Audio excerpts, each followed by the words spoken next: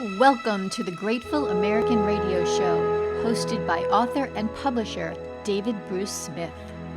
What did George Washington do that you might not know about? What did Abe Lincoln know that could change the way you think about the Civil War? You'll learn about all that and more on this special show designed to restore excitement in American history. Let's get started.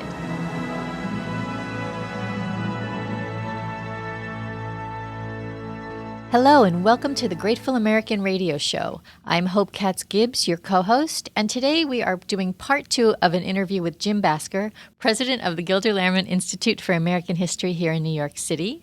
And we're turning the tables a little bit. Our president and founder of the Grateful American Foundation, David Bruce Smith, will be interviewed by Jim, who's got questions about what we're up to and how we can work together with this wonderful organization based here in New York.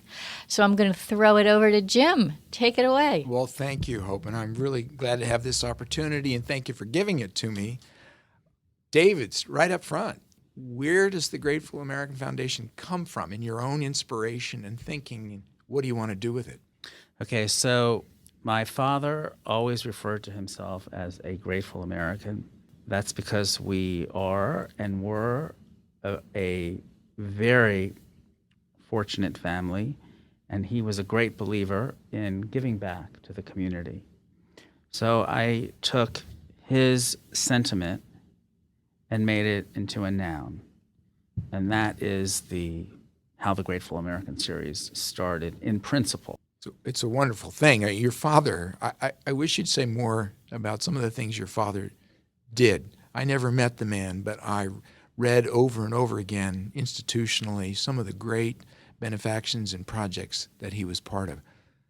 Well, my father, Robert H. Smith, besides being a builder-developer in Maryland, Virginia, and Washington, was also a great believer in education, and he felt very fortunate to be able to live in a country where you could say and think anything you wanted. So founding fathers and Abraham Lincoln were his people of choice because they, the founding fathers, that is, made everything possible for us in his view. So there's nothing that gave him more pleasure than to go to a Mount Vernon or a Monticello or a Montpelier or a Lincoln Cottage or the Benjamin Franklin home in London and to see kids enthusiastic about learning. I mean, that really spurred him on. That's so wonderful. So in that sense, his giving back wasn't just a kind of tribute to the founders, but it's also a sharing with his fellow Americans and the next generations. Right. That's magic. Right.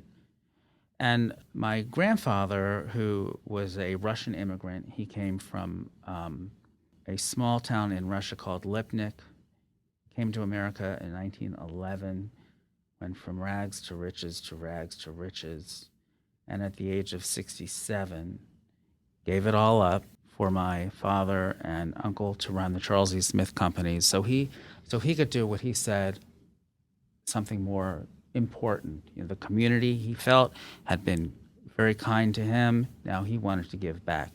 He focused his resources on the Jewish community in Washington, Maryland, Virginia, New York, Israel. But it was the same concept. Yeah. Well, 2 generations. You obviously represent the genetic and spiritual extension of this into a 3rd generation.